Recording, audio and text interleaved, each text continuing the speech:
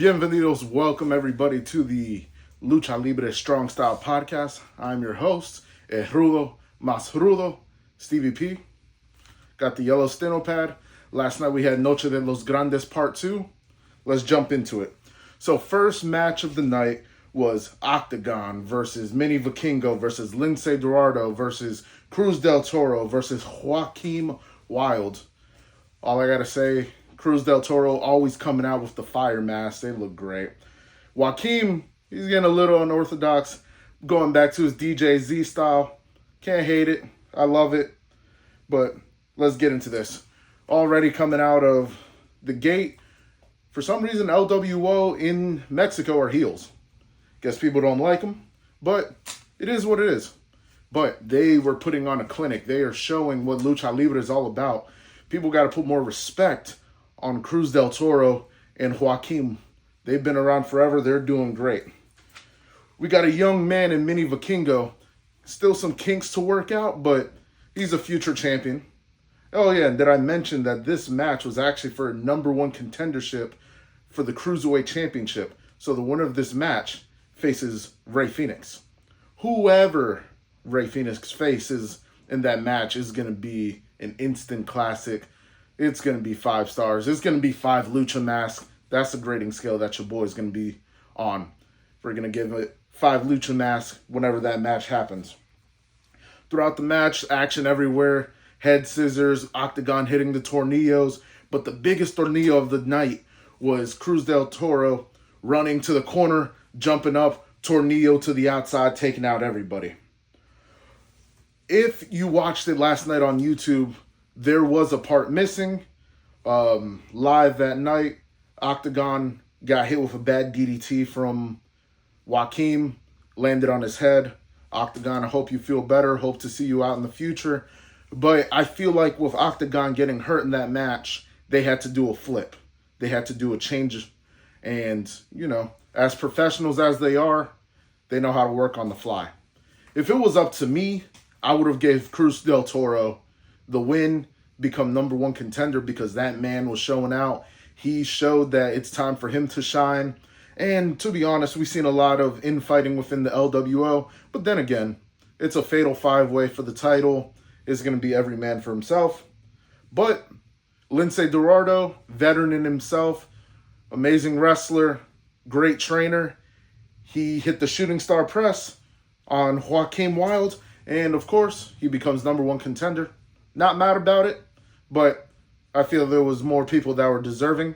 Mini Vikingo, you will get your chance one day. You still have some kinks to work out.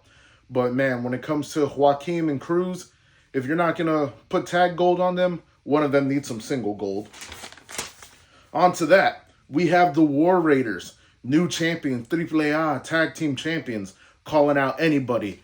Raw, SmackDown, NXT, Evolve, LFG, you know it. Honestly, I think that it's going to be an NXT tag team. And you know what? I'll give it to them. It's their time to shine. It's time to get them out the mud. Give me OTM versus the War Raiders for the AAA tag team titles. People who know me, they say that I'm not a big OTM fan, but they're proving their worth. They are great workers. It's time to see OTM versus the War Raiders, and maybe we'll see some gold on them. Those boys are working hard. I love to see it. Rey Mysterio had a big announcement today. Also, the big announcement was the huge tour in South America. That, of course, night 1 of Triple Mania is going to be in Las Vegas, and night 2 is going to be in Mexico City. I have one harp on that. How are you going to have night 1 of Triple Mania go up against SmackDown in Mexico City? You are running both SmackDown and night 1 of Triple Mania on September 11th. But then you have night 2, that Sunday, in Mexico City. And then you're also going to have Raw in Mexico City. I feel like you're dividing the crowd, especially with your own infighting. Y'all are the same company. But we'll see how it is. We know night 1 is going to be an amazing show. We know SmackDown's going to be an amazing show. We know night 2 is going to be an amazing show. And we know Raw is going to be an amazing show. But the one last thing that Rey Mysterio announced, whomever is champion At the time, you will be defending the title, night 1 and night 2. So Dirty Dom, if you're still champion at that time, best believe you're going to be working. And that's another thing. Let me get this last thing while I'm on the soapbox. Dom Mysterio hasn't defended his AAA Mega Campeón, but he can fight for the King of the Ring. That man is going to be facing Obafemi in the semifinals. So, Dom, are you trying to say you're too good for AAA? You're the champion. You're trying to prove you're the best Mysterio. You're trying to prove that you're the best luchador. I love you as a luchador. But, come on, man. You got to defend that gold. All right. Shorter episode of AAA. I felt that this could have just been a continuation of last week, but I understand we have the product. We have to have episodes. So the main event for this evening was Los Toxicas versus Catalina, Lola, and Bailey. As we know, Lady Flammer is the longest reigning Reina de Reinas champion. Bailey's a veteran in herself. She's done everything. Royal Rumble winner, Grand Slam champion. She's done it all. And we have Lola Vice, one half of the mixed tag team champions with my boy, Mr. Iguana. We have La Yesca right here. She's just chilling, hanging out. And of course, we have one of the best free agent signings that AAA and WWE ever did so far, La Catalina. I go back when it comes to Catalina. I have her original mask back when she used to wrestle. Amazing talent. I'm so happy that AAA signed her. This match was a match for the ages. All 6 of these women going at it, showing what the women's division is all about. And I have to say, with the NXT women's division, with the WWE main roster women's division, with the AAA women's division, WWE as a whole, this may be a controversial statement, but WWE has the best women's division right now. And this match proved it. These women going all out. We have, Bailey showing out her lucha. People didn't know that she knew how to lucha, but she's showing it. She shows that she fits in AAA.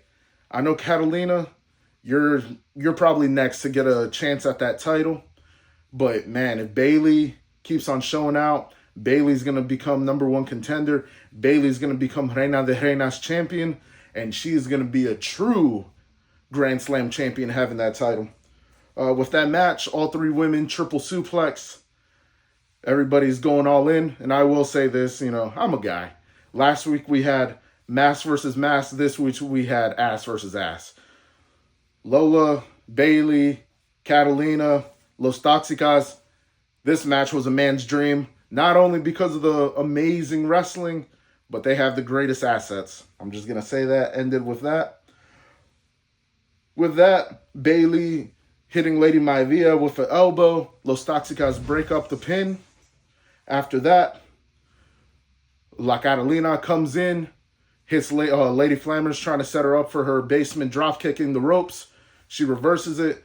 Catalina throws it back, hits Lady Flammer, then hits Lady Flammer with the running knee. Boom, 1, 2, 3, wins the match. But since she pinned the Reina de Reinas champion, I feel Catalina should become number 1 contender. We've seen it before. That's Wrestling Rules 101. You pin the champion, non-title match, even if it's a tag team match, you are going to become the number 1 contender. But we will see. There's a lot going on. AAA continues to show out. Even with just 1 hour of product, they are proving that they are the true brand coming out. They're proving that they have a fighting chance. They are showing that Undertaker knows what he's doing. Undertaker, I will continue to give you your flowers because you are putting an amazing product out there. Like I said, I'm not going to show 5 stars, this and this. I'm not going to be on the star rating. But tonight, with only being an hour, it being a great show, I will give it 4 luchador masks out of 5. Go check it out if you haven't checked it out. Action-packed. Like I said, that opening match of the Fatal 5-Way, it's always a clinic, and it shows what lucha is all about. And then with the main event, it shows that the future of women's wrestling is in great hands with all these amazing women. Lola, you're on the rise. You're an amazing NXT Women's Champion. You're an amazing half of the intergender mixed tag team champions with Mr. Iguana. Lady Flammer, you are showing that you are truly an amazing champion. It shows why you are the longest reigning Reina de Reinas champion.